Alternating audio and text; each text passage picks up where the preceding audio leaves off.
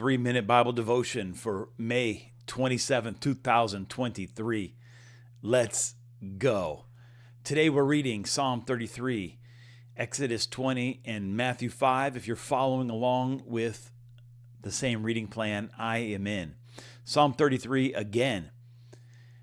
Blessed is the nation whose God is the Lord.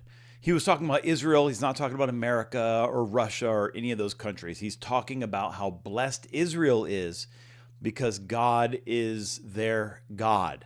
Now, we can make that personalized for ourselves and for the church in general.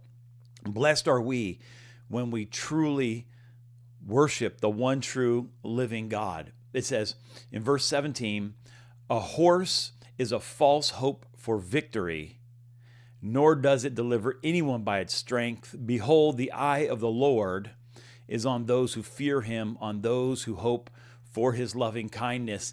And here's the rub in today's reading. God is showing that when we live righteously, meaning that we seek God, we recognize our need for God, we follow God, we're God followers.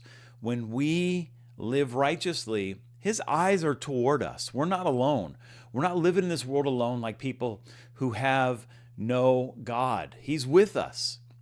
And this is what we see in Exodus, in today's reading in Exodus, which is the Ten Commandments. And we read here in Exodus, verse 20, starting in verse 1, but all the way down, and we'll bring you down to Exodus verse 5. He says, you shall not worship them or serve them, talking about foreign gods. I, the Lord your God, am a jealous God, visiting the sins of the fathers on the children on the third and fourth generations of those who hate me. He takes worship of foreign gods as those who hate him. But there's always this promise, but showing loving kindness, that chesed, that goodness that we read about yesterday, this that was also in the Psalm.